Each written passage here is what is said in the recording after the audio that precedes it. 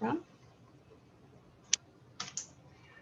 And welcome to the 9th session of CIHR's 2020-2021 Patient Engagement Lunchtime Learning Series. Today we have a case study on engaging in scoping reviews presented by Anna Chudyk and her team. She's a PrEP award winner for early patient and public engagement through CIHR. We have closed captioning as usual. However, this time we are trying the auto captioning feature. Not sure how well it will work, so you can let us know in the evaluations if you have any issues. You can share any comments or questions for Anna and the team in the chat. We do have all participants muted, audio and video, just to keep things organized and for security. And we will have a recording of this session available afterwards on our YouTube channel. And I think that should be about it for housekeeping. So I will turn it over to you, Anna. Awesome. Thanks so much for that intro, Trish. And thank you so much, everybody who's taken time out of their day to join us today and to hear about what we have to say. So before we get going, oh, there we go.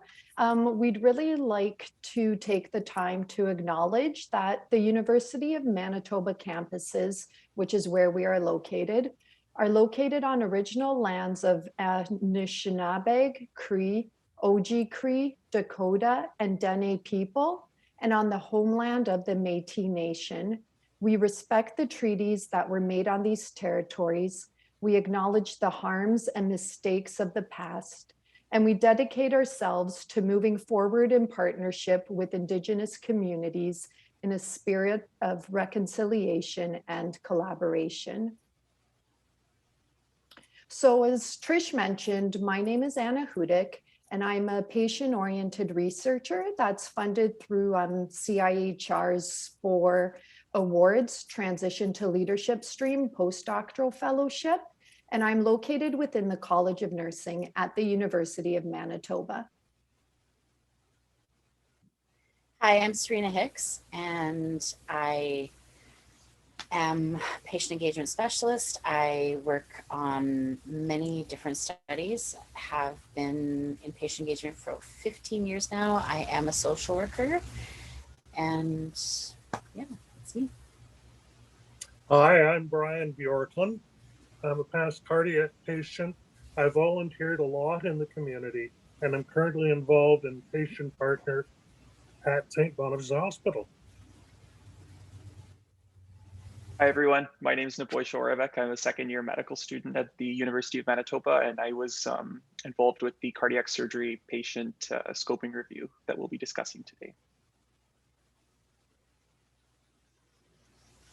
So the case studies that are informing today's presentation come from 2 separate scoping reviews that were funded by the CIHR PrEP Award.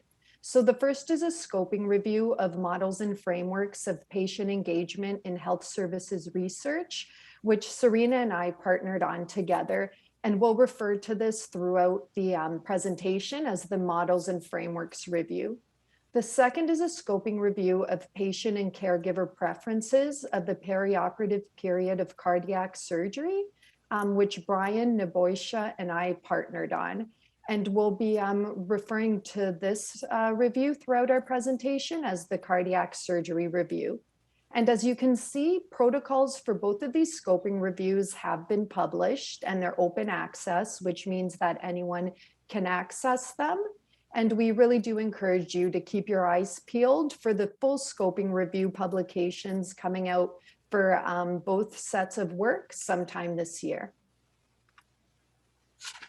So we'd also like to point out that in addition to us, the other individuals working on these scoping reviews include Annette Schultz, Carolyn Shimon, Celeste Waldman, Lisa Demchuk, Roger Stoddard, Rakesh Arora, Annette Schultz again, April Gregora, Carolyn Monin, David Kent, Mudra Dave, as well as Todd Duhamel.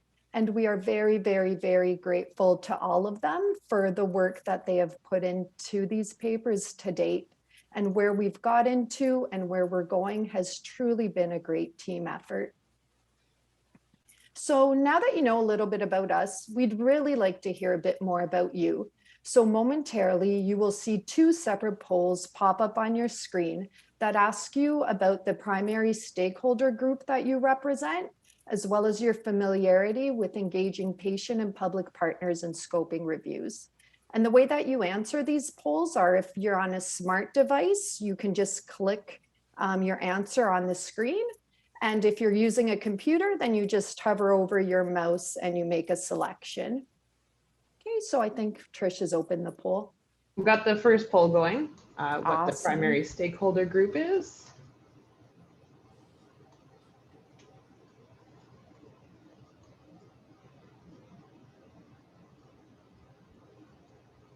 As co-host, can you see the poll, Anna? Yes. Yeah. You guys can, good. I can see the answers coming in. Oh, okay, I was just curious. We've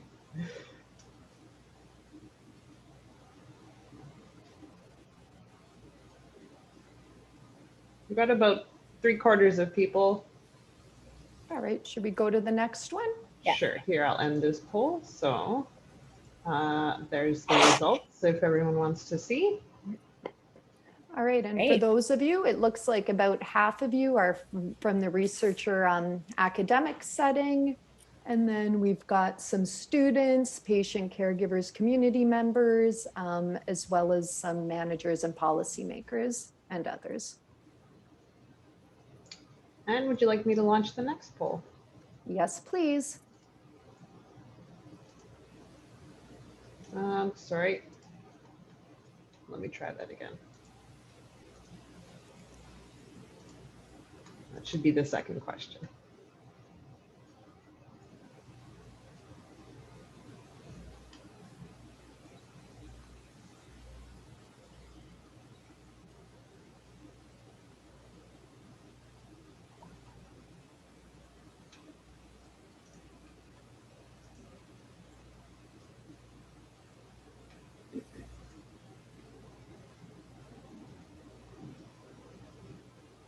I'll give it 10 more seconds.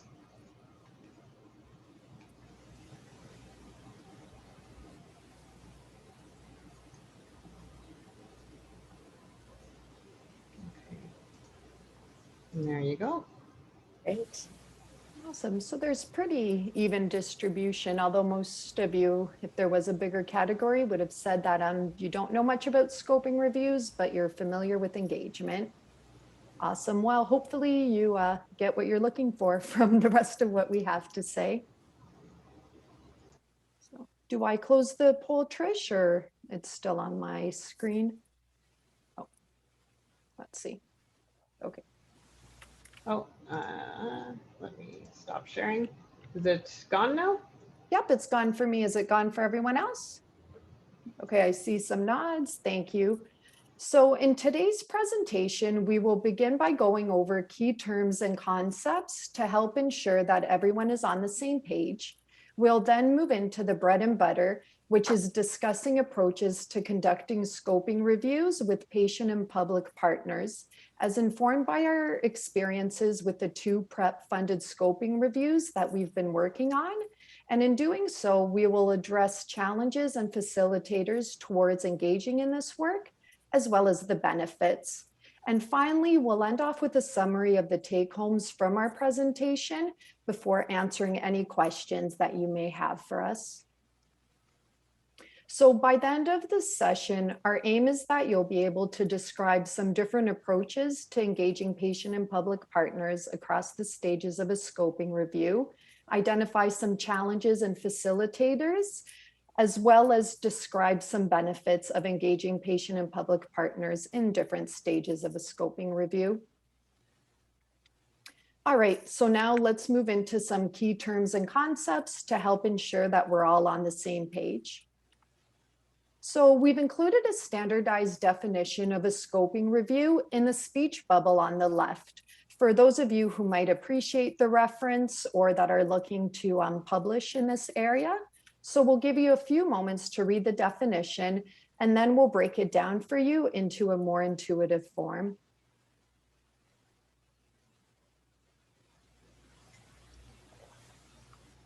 So a scoping review is a type of knowledge synthesis that determines the scope or the coverage of an area of research.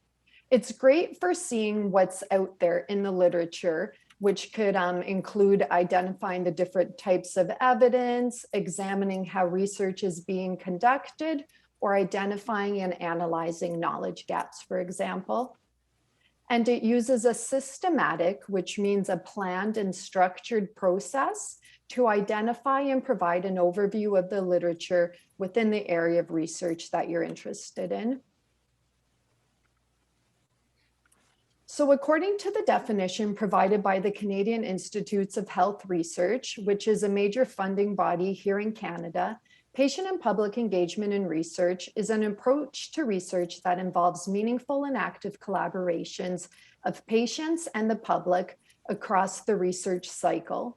And depending on where you're from, the terminology that you may be more familiar with is patient involvement or patient and public involvement or stakeholder engagement in research, but it's all really referring to the same thing. And in this context, we mean patient as an overarching term that is inclusive of individuals with personal experience of a health issue, as well as their informal caregivers, which may include their family and friends. And a patient and public partner is an individual that brings the patient and general public's perspective to a research study, such as a scoping review, by partnering on the study as a co-researcher. And really that's the key concept, is these individuals are co-researchers on a project as opposed to research participants. So the fact that patient and public engagement in research is an approach rather than methodology means that there's no formulaic or set way to engage patient and public partners in research. And the IAP2 has developed a really intuitive way to explain and guide thinking about this topic through the patient and public spectrum that you see here. And what this figure shows us is that patient and public engagement exists on a spectrum, with patient and public partners as more passive recipients of information on the left, to increasingly more active research partners and collaborators as you move to the right across the spectrum, culminating with research that is led by patient and public partners on the very right. And what moves research projects that engage patient and public partners from existing on the left side to the right side of the spectrum is that the impact that the patient and public partners have on the decisions that are made in the project. And in thinking about all of this, it's really important to remember that where a particular project lies on this spectrum of engagement doesn't make it better or worse per se. There's a wide range of considerations that come into play, some of which we'll cover today, that have an impact on what engagement approach may be the best fit for a given project. Okay, awesome. When applying the spectrum of engagement to the two scoping reviews that form the basis of today's presentation, the scoping review of models and frameworks engage patient partners as well as other members of the research team at the level of involved, because the research activities that they and the rest of the team were engaged in primarily consisted of meetings at key study time points that aimed to gather their feedback, viewpoints, as well as guidance. Now, the cardiac surgery scoping review engaged patient and public partners at the level of collaborate, because patient and public partners on the project were part of the working group that met bi-weekly to shape and co-direct every aspect of the scoping review. And they were equal partners in the decision-making. And in addition, this latter scoping review also consulted additional patient and public partners through a three-part workshop that required them to provide feedback on the findings of our scoping review. And Naboisha will provide additional information about this unique approach later in the presentation. So there are many different reasons for and benefits to engaging patient and public partners in research, as beautifully displayed by this graphic from the Imagine network. I'm now going to turn things over to Brian, Serena, and Naboisha to share some of their different perspectives on the importance of engaging patient and public partners in scoping reviews as well as research in general.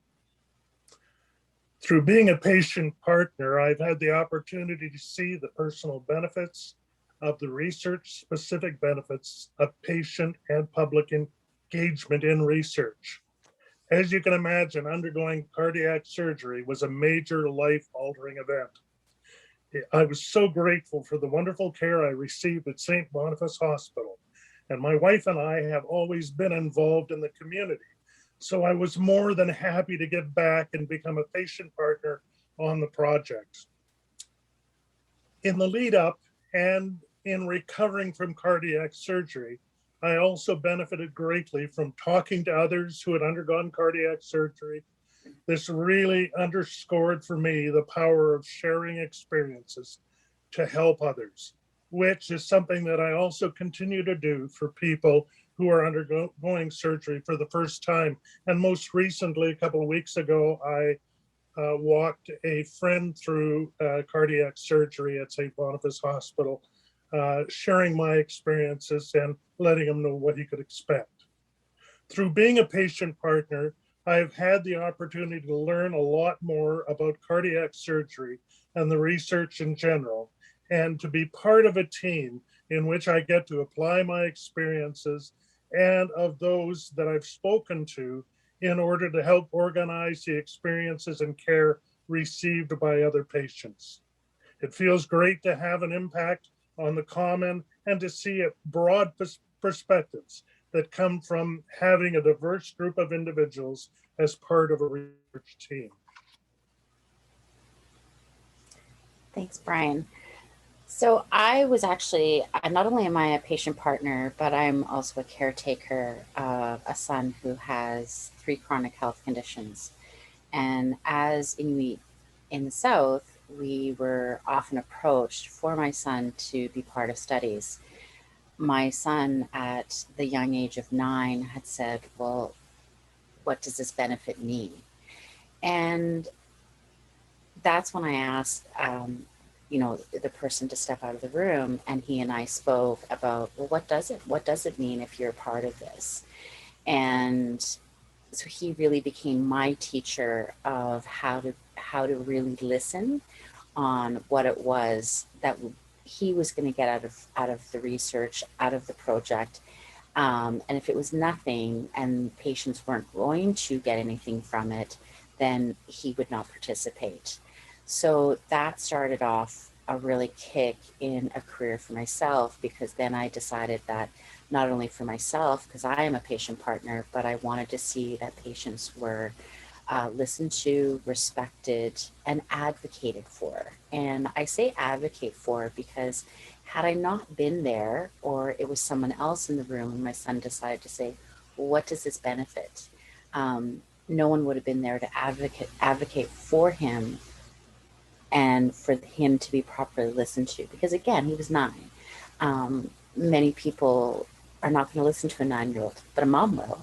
So that started out this path and this journey for me to make sure that I'm seeing that patients are true partners, they are validated in their expertise, and they are advocated for. And again, the advocacy is so vital due to the fact that we all come from very different backgrounds. We come from different language groups, and we come from very different religious backgrounds, non-religious backgrounds, and those need to be paid attention to and listened to. Thanks, Serena. So I was actually introduced to the concept of patient engagement and research about a year ago when I first met Anna. And since then, I've learned so much through my work with cardiac surgery patients and caregivers. I think this type of research is incredibly rewarding as a future clinician because it provides such valuable time spent listening to the experiences of patients living with a medical condition and understanding their experiences and accessing healthcare. And sadly, these experiences aren't really part of the medical curriculum. And there's little time in the clinical setting to really sit down with patients and hear them and talk to them about how their condition affects their lives. I think this type of research has also given me a deeper understanding and appreciation for the patient experience. And it's something that will definitely influence my future practice. I'll also say that the experience of speaking to patients and explaining things in a way that they understand has been very beneficial.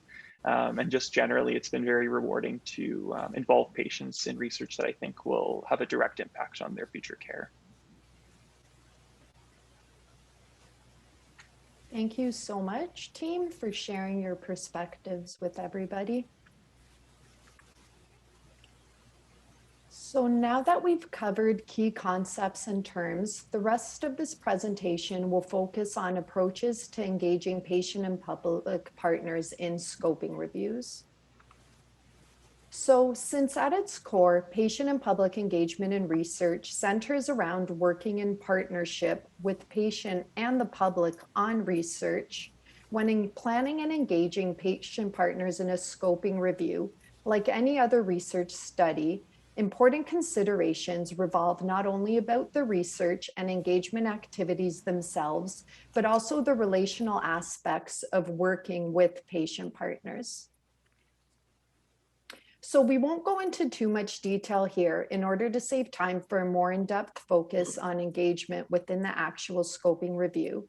But the first layer of activity and relationship building should typically involve taking a step back and reflecting on potential research and engagement approaches, as well as identifying patient and public partners, both generally speaking in terms of key characteristics that are important to your project, as well as how you'll identify actual individuals to approach for partnership. So, for example, for both of our scoping reviews, our research group had a pre-existing idea about the topic areas we wanted the scoping reviews to explore, and that we wanted patient and public partners to be engaged as co-researchers who were part of each project's actual working group. Since the Models and Frameworks scoping review was more theoretical, it was important for us to work with patient and public partners who had previous experience as patient and public partners. And so we chose to identify these two individuals through mutual professional networks. For this cardiac scoping review, we were interested in patients who had undergone cardiac surgery at St. Boniface Hospital to support application of the eventual findings at St. Boniface Hospital. And one of our diversity-related considerations pertained to gender, as women are underrepresented in cardiac research. And we identified the two patient partners through their prior participation in an affiliated research study. There's many great resources to help you with these considerations, including CHI's own Knowledge Nudge blog post that's titled, "Are You Ready for Engagement?" as well as an open access publication, which basically means that anyone can download the manuscript, by VAD and colleagues titled, "Recruiting Patients as Partners in Health Research, a Qualitative Descriptive Study." So these are both great resources to get you well along your way. Since patient and public partners were co-researchers rather than research participants, we did not need to submit an ethics application for our work together. This means that we did not have to create an informed consent form that contained all of this salient information about the project. However, something that we did in the cardiac scoping review was to develop a couple-page document that provided an overview of the project. We shared this with the patient and public partners ahead of our first conversation about partnering on the scoping review so that we could have a structured starting point for our discussions. This document summarized a lot of the things that we had thought about from the previous slide and basically laid out any relevant background information and thinking to date on what the project may involve, an idea of potential roles for patient and public partners, the compensation that they would receive, how the COVID-19 pandemic may influence our work together, as well as a broad study timeline. And providing this document ahead of your first conversation really helps set the stage for an informed two-way conversation and helps you come with your cards fully on the table and to show that you are committed to working with the individual to be part of your team right from the get-go. And this is definitely something that I'll be moving forward with in all of my engagement projects. So once patient and public partners were on board for the scoping reviews, our first official order of business was to create a terms of reference document, which is basically a document that outlines the ways in which a group, in this case, patient and public partners and those working most closely with them, agreed to work towards a common goal. For the scoping review of models and frameworks, 2 patient and public partners, including Serena, and the patient engagement liaison, which was me, co-developed this document as the 3 of us were working most closely together. As I mentioned, the approach that we took to the scoping review was a more traditional one, where most of the team-based work was done through small group-based meetings at key stages of the scoping review. And since the engagement activities were spaced out over stretches of time, we felt that it was really important to have a designated engagement liaison that would work more closely with the patient and public partners inside and outside of these meetings. And the other scoping review, the cardiac surgery one, was led by a working group that included Brian, Naboisha, and I, among others, that ended up meeting bi-weekly about the scoping review and actually continues to meet bi-weekly on planning next steps. So this entire working group co-developed the terms as reference, as we are the ones that were working most closely together on the scoping review. Since the purpose of this document is to begin to develop a roadmap about where we were mutually going on the project and how we would get there, its key components included contextual pieces like the study backgrounds and the names and positions of the entire research team, the responsibilities and roles, which we framed in kind of a more positive light as responsibilities and opportunities of everybody on the research team, including the patient partners, the process, so the actual work plan, and the expected project outcomes. And for the cardiac scoping review, we also added in a section about the working environment, which helped initiate a mindful conversation about relationship building and co-creating an environment in which we could all work together happily and thrive. Serena will now expand upon the importance of taking the time to co-develop a terms of reference when engaging patient and public partners in a scoping review, after which Brian will expand upon the importance of mindfully initiating conversations about the working environment and relationship building early on into partnerships. Thanks, Anna. The biggest thing that you want to start with is, sorry, I took my glasses off, is what is that overall? What is bringing people in? Why are they there? How long do they want to stay in the study? Because some people want to stay for just the beginning aspect of it, and that, as kind of the nerd in me, I want to be part of all the words. How is this put across? Is there proper protocol? Is, what is happening, that meat on the bone?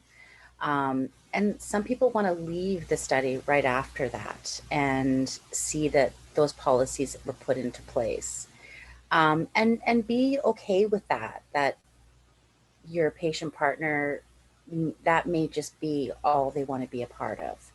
And some are going to want to be all the way through. They want to be a part of that team from A to Z. And so, and if you have that kind of patient partner, great. But please remember that patient partners have the right to choose how long they stay in the study, where their interests lie, where they can contribute, where they cannot. And if they cannot contribute in an area, that's okay. That's maybe not where they saw the study going and they may step aside for a while. That's okay too. But have a clear idea of what's involved in the project. Make sure you're putting that across to your partners and to everyone in the study. Make sure that your responsibilities and opportunities are laid out from the beginning, and that may change. Different opportunities may come up that you didn't really see from the beginning, and you notice through the studies there's other opportunities that come up, and that's part of the learning curve of being in the study, and part of your terms of reference may change. And that's okay too, because the study is about learning and growing. So be okay with that, grow with it, you know. And if a term of reference suddenly becomes not as important later in the study, that's okay too, because then at least it's part of the first part of your study. So be okay with that too. It's really about being flexible, knowing that your patient partners and everyone part of the study has a certain expertise, and these terms of reference are going to come from each and every person in the study, and they're negotiable. You can discuss them. Maybe there's better words for it, but this is a team effort for your terms of reference. Every voice matters. So again, be open to that. As my wonderful, I'm sorry, I always forget your Nebo, I can never say your name well, but as you said in the beginning, in your introduction, this isn't taught in school. This isn't something that you're going to medical school for, and there's a course for this. And so just like anything that you're studying, terms of reference in different projects, they're going to look different, they're going to sound different, because everybody is going to come together on this. And if you don't understand it, ask. Talk to that individual, open it up to the group, and ask what they mean about why that should be part of your terms of reference. Thank you, Serena. And I totally agree with some of the points that you've made. I know that personally, we get very involved in things in the community, and at some point you have to step back and you have to feel comfortable in doing that. So thank you very much for those words. The final section of our terms of reference document focused on the circumstances of our working environment as guided by 4 guiding principles in the Canadian Institutes of Health Research's Patient Engagement Framework. These include mutual respect, inclusiveness, co-building, and support, which encompasses the creation of a safe space as well as an educational and some financial supports. Before I retired, I worked for many years establishing different types of support groups. So I know firsthand the importance of taking the time to establish a safe environment for the group to function in, as it aids with cohesiveness and opening the door for free sharing of ideas. Through engaging in deliberate conversations about how these guiding principles look and feel, like to every member of the group, you're helping to establish a cohesive work environment where everyone is equal and respected and supported, and giving people the opportunity to voice whatever their different needs may be. We're also helping to open the door to future conversations. If something happens that doesn't necessarily align with these principles, in creating this section of the document, it is important to establish that no matter where everyone is coming from, their viewpoints are valid and should be respected and valued, and in a safe environment to share their feelings. This helps create a structure that continues to be creative and encouraging. A facilitator or patient and public engagement liaison dedicated to the embodiment of all these principles. Thank you.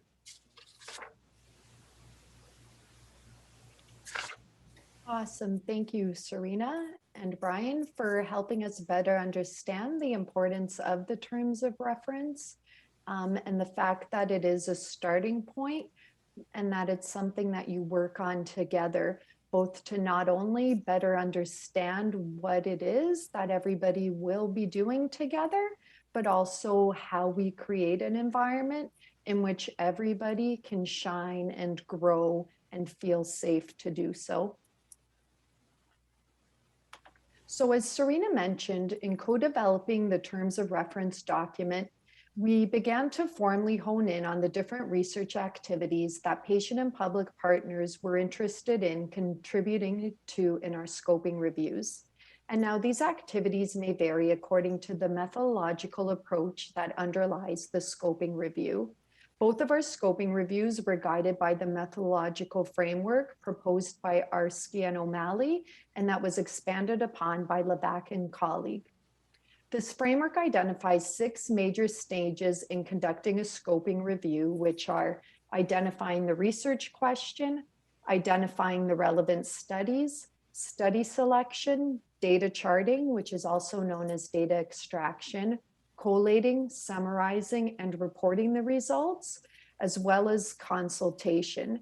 Naboisha will now share the different ways in which patient and public partners were engaged in our scoping reviews for each of these steps, as well as the associated benefits, challenges, and or facilitators that we uncovered along the way.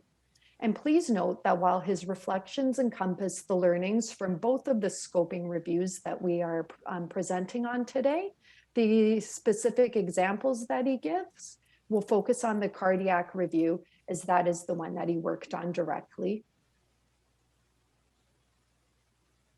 Thanks, Anna. So as Anna mentioned, the first stage involves identifying the research question.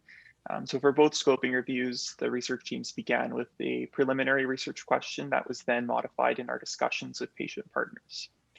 The goal of this first stage is to ensure that the final research question is relevant to the target population, so that its answer will also have a meaningful impact. One of the challenges with this stage is that research questions involved in a scoping review often involve higher level concepts that aren't immediately understood by the public.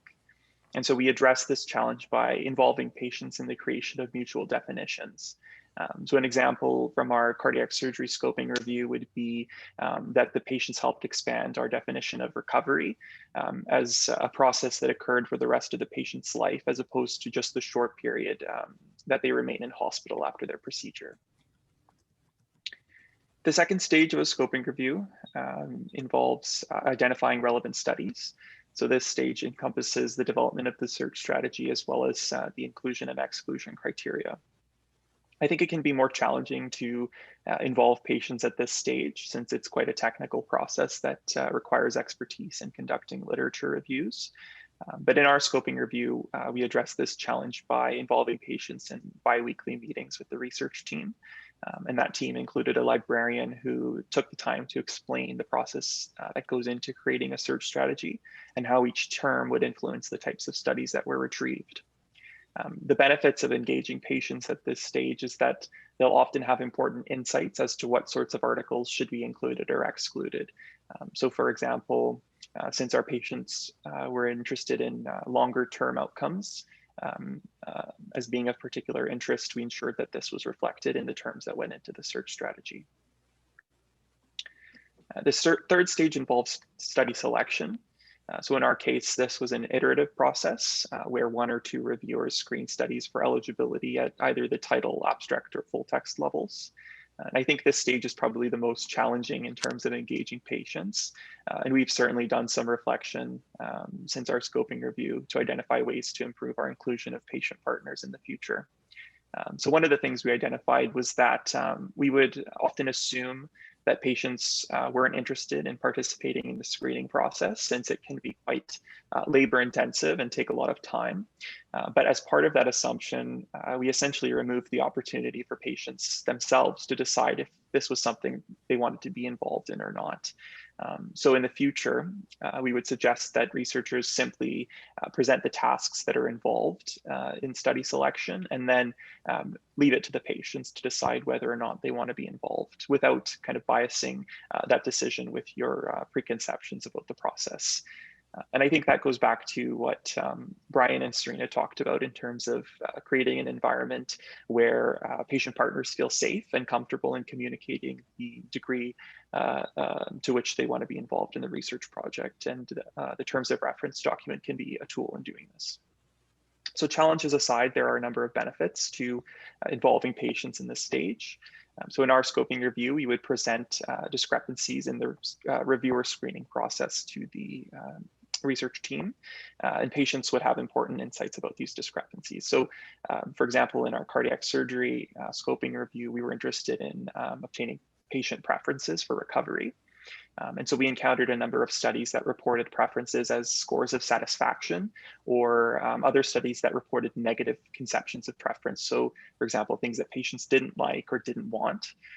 And our patient partners helped us identify that those concepts are probably not specific enough to warrant inclusion. So stage 4 involves charting the data, which is analogous to the data extraction phase of a systematic review.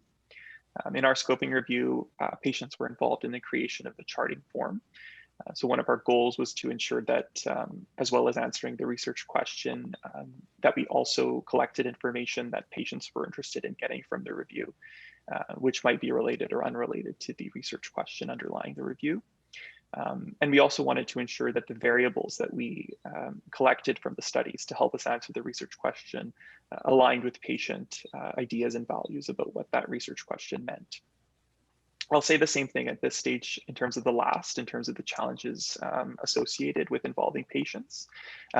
So some advice would be to present the tasks involved with charting, and then again, leave it to the patients to decide if it's something that they'd like to be involved in. The 5th stage of a scoping review involves data analysis and reporting. So in our scoping review related to cardiac surgery, we used a thematic analysis. So once the individual preferences and prioritized outcomes were extracted, we split them up between research team members, including our patient partners, and then we asked them to identify emerging themes. After this process, we had a meeting where we attempted to connect the themes. We moved preferences to do other themes where they might be more relevant, and then we also created new themes. So this was ultimately an idea generating process that helped with the subsequent more formal qualitative coding process, which was necessary to ensure completeness of the thematic analysis. But patients were really involved in every stage. So the themes were modified through several rounds of revision and discussion with the research team. And this ultimately produced a thematic analysis that addressed the research question in a patient-centered way. And I think it's worth the extra time that it takes to involve patients in the analysis, because it's very easy to bias the interpretation of the review findings by a researcher or a clinician conception of how the results should be categorized or interpreted. And then the final stage of a scoping review is the consultation stage. So initially in the Arksey and O'Malley framework, this was considered an optional stage, but it's more recently being emphasized as a critical step in any review, but especially those that are involving healthcare users. So in our review, consultation was done longitudinally with patient partners, as we're presenting today, but also during a consultation workshop once the review had been completed. So during the workshop, we posed the research question to patients and caregivers, and then used their responses to modify and expand upon our preliminary thematic groupings. And this was important because responses to the research question can be very different when they're posed to the literature versus when they're posed directly to patients. So we also asked participants to comment on the appropriateness of our thematic analysis. And in this way, the workshop served not only as an additional information generating activity, but also allowed for the validation of the research findings. And we're currently in the process of publishing a method for this type of stakeholder analysis in stakeholder consultation and research analysis.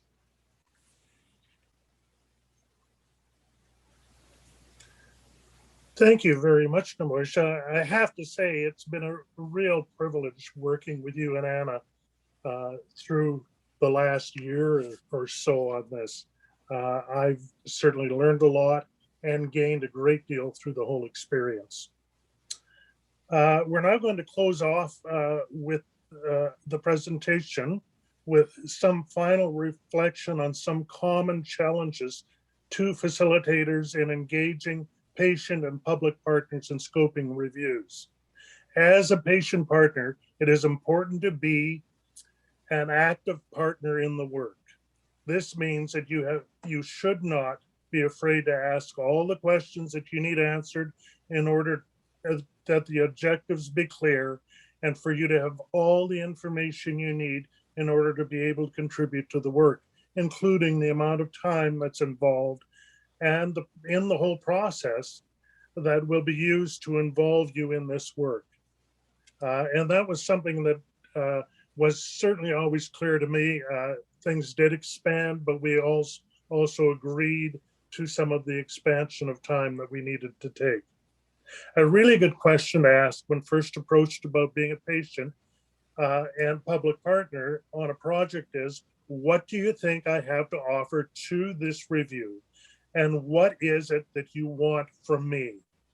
By asking that, you set the stage for the conversation in which you get a better idea of what the researcher's intentions are, as well as what it is that they can expect from you. It also establishes a two-way dialogue and more equal playing field for all involved. I really enjoyed having a patient engagement point person or liaison that I knew I could direct any specific questions or concerns to. So if there is one assigned to your group, it is a great suggestion to make and definitely worth asking for. Finally, it's really nice to have at least one patient and public partner on the project along with you so there's someone who has shared experience and background experiences that might help. You could build off of some of the ideas and contribute and strengthen your voice to the group. It's also nice to have that direct peer support, especially in a new setting. Thank you.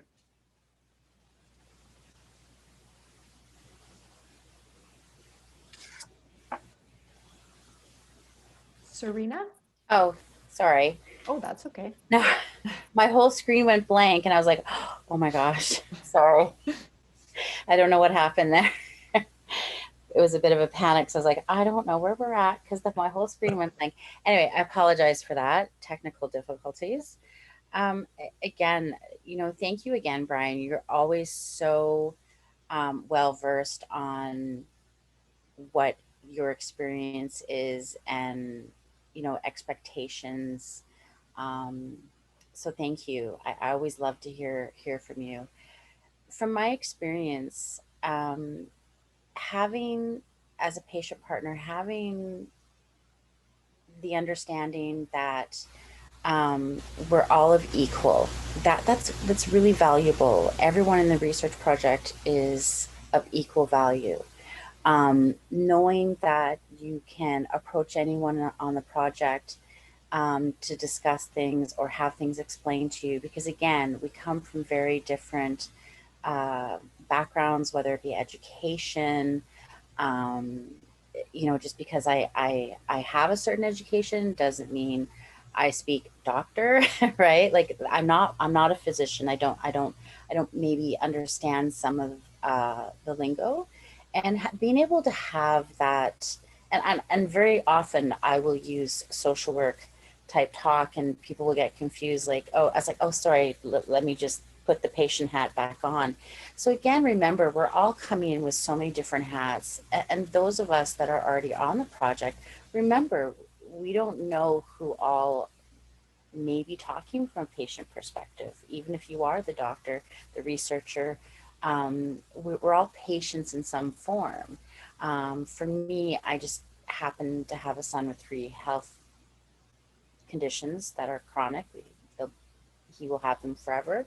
I come with health conditions. But I also come from the aspect of a social worker and being mindful of where other people are coming from. Is there a problem? Is there a hurdle? How do we face that hurdle together?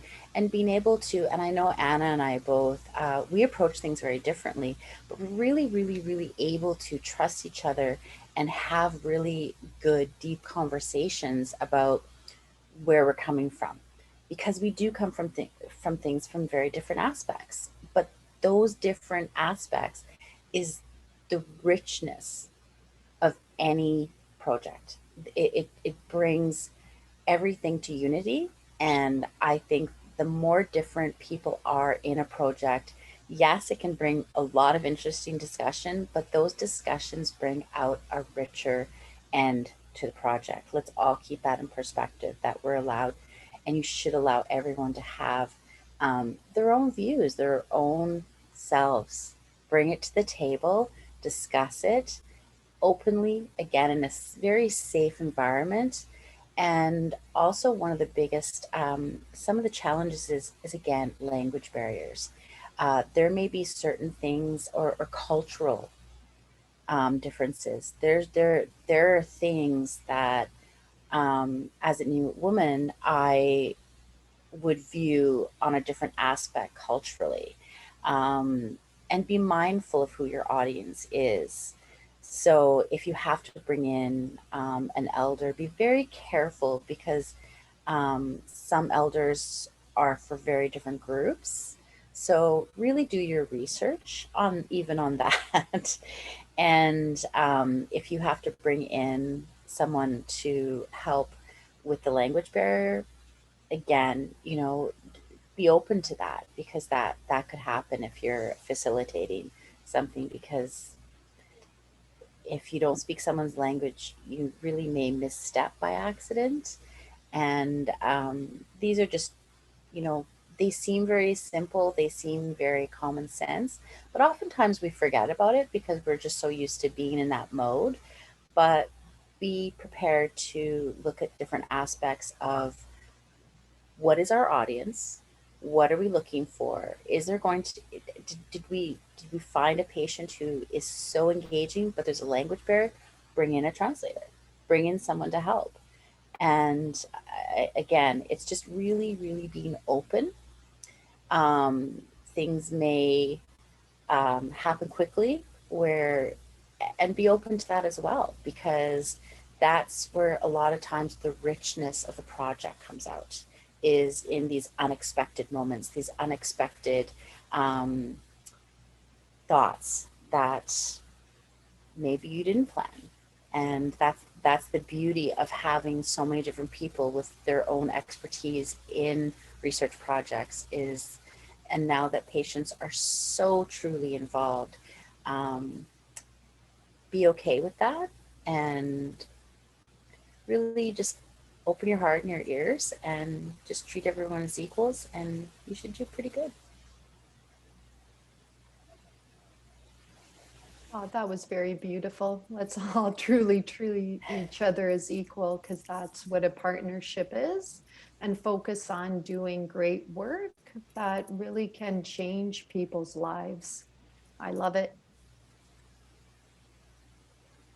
All right, so some other things to keep in mind when setting out on your engaged scoping review is that it definitely takes more resources, such as time and money, to partner with patient and public partners.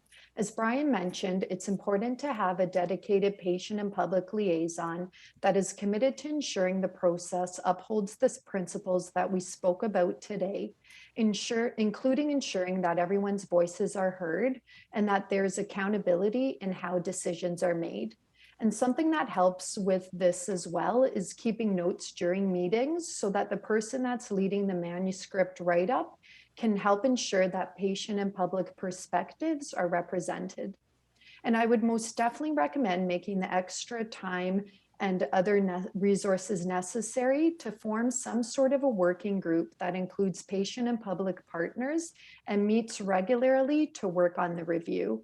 This not only creates continual opportunities for synergy and true teamwork, but it also gives space for relationships to grow and strengthen, as I think we all know that relationships and dynamics with a healthy group typically strengthen as a group becomes more familiar and bonds with each other. So in a nutshell, patient and public engagement exists on a continuum. It involves considerations that are related to the nature of the research and engagement activities, as well as relationships.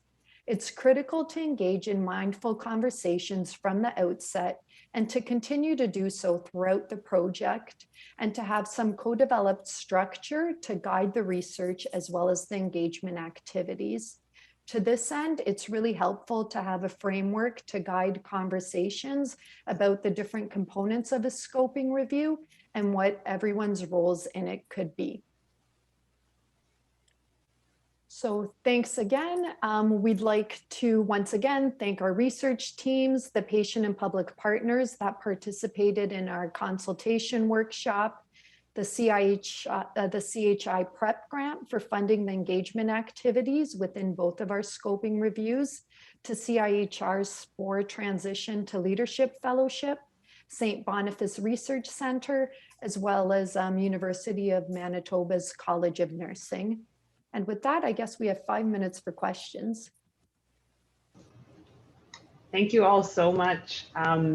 Yeah, we have a few minutes for questions. If you would like to ask a question or make a comment, you can use the chat box, as a couple folks have been doing. You can also use the raise hand feature. If you click to participants in your Zoom screen, you should be able to access it there. And I will share, we have one question, a couple questions from the and Trish, chat could you box. also let people know that if we don't get to your questions, we've also included our contact information, and it's there because we do want you to use it. If we didn't, we wouldn't have it up there. So Perfect. if we don't get to your question or it's not properly addressed, feel free to email any one of us or all of us. And I can include that. I will send out an email to attendees after the session, and I'll include all of the contact info as well. So I will share a comment. Kathy Smith says, a great overview of engaging in research. Thank you. Have you looked at the patient leadership triangle by David Gilbert? So curious, are you familiar with this, anyone? I haven't heard of it. No, I'm not. Team, what do you guys, have you heard of it? No. Is it possible for Kathy to share, or could you share that with the rest of when you send out the resources, Trish? I'll take a look for it, yeah. Okay, and Karen Rockle says, very interesting. I love the concept of patient partners. What could you or did you do to help patient and public members build their confidence to join the group and then contribute? And how did you choose your patient partners? It's kind of a three-part question. I think probably Brian and Serena would be the best ones to answer the first part about what built confidence to, is it join or to continue involvement? To join. Oh, sorry, Brian. Sorry, we're both jumping in at the same time. My only comment is that I was the way I was approached was very much as an equal, asking me to participate, or would I be interested in participating. Being someone who volunteers a lot in the community, I'm on a number of boards and organizations. I, of course, said yes, I'd love to, and we just went from there, and it's been a good experience. Sorry, Serena, you. No, that's okay. So as an Inuit woman, I'm sure if you know anything about Indigenous peoples here in Canada, quite often research is done without us. So I didn't have a lot of trust, and along the way of working with different people, some are good experiences, some are bad. Carolyn actually, Shimon was introduced, I was introduced to her, and actually same with Trish. And I kind of use Carolyn as my shield, to be really honest. She's very mindful of who has that integrity to bring in the cultural component, and there's that saying, nothing about us without us. And I believe that for anyone who is a patient, you should not be talking or doing any research on any type of illness or component of health without a patient partner who is directly involved in that, because then you are doing it without us, and that should never happen. But I'll be really clear. I use Carolyn as my shield. I'm very protective of where I put my name now, and because I've had some bad experiences, and let's be fair, that's going to happen. Patient partnership is still kind of newish, so find the people you trust and network through them. And to be clear, Carolyn's the patient engagement Yeah. lead within our SPORE support network here in Manitoba. So Yeah. I don't know where the person answering their question, asking the question resides, but that's an idea. And then there's also, sorry, if you'll look at this reference here, that could give you some ideas as well. Yeah. Or feel free to reach out to us further. Absolutely. Do we, Trish, have time to answer the last part? And if so, could you remind us what it is? I'm conscious of people's time and that it is That's okay. on the nose. Yeah, so we will, anybody who needs to leave now, feel free to do so. We will share the recording with everyone who registered or attended that I can find your email for. But I will share the last part of that question. Was around how were patient partners chosen? And I know you mentioned some had already been engaged in previous projects. I don't know if you wanted to build on that. Sure. So if you go to this Knowledge Nudge post, I think if on Google you type in CHI Knowledge Nudge, are you ready for patient engagement? It leads you through really nicely and intuitively a series of questions that you can ask yourself that kind of reflect both what your research project looks like, as well as what your intentions are for engagement. And then through that really helped us to crystallize the characteristics of the individuals that we wanted to include them. And it's just like if you're building any other research team. So you think, oh, I need a statistician that can analyze the specific type of data that I'm going to collect. Then with the patient partner, for us, we were thinking about the different types of experiences that we were hoping they could bring to the project based on what our topic was. And then from there, obviously, it was also the things where we talked and like Brian's great, Serena's great, the other two patient partners, Roger and April, they're amazing people too. So there's also that idea of like cohesiveness. So can I work with them in partnership on what we're going forth as well? So it's, I guess in a nutshell, just really thinking about what you hope that patient partners could contribute to your project based on basically likely the lived experience that you're hoping that they'll bring. And then on top of that, also kind of thinking about equity and diversity. So trying to think too, you don't want to just pigeon or narrow in on one type of viewpoint, but what are also different types of viewpoints that you can bring in within that.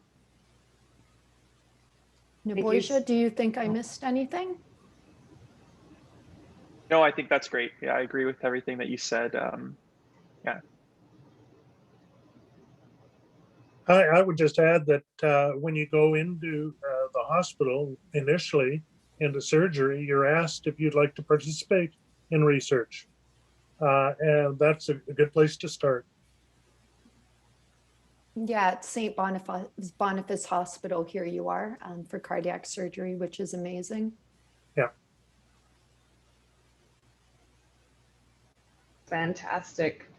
So we are past the top of the hour. I appreciate all of you joining us and sharing your perspectives. It was a wonderful presentation, and I hope everyone learned a lot. And again, I will send all this info out to our attendees.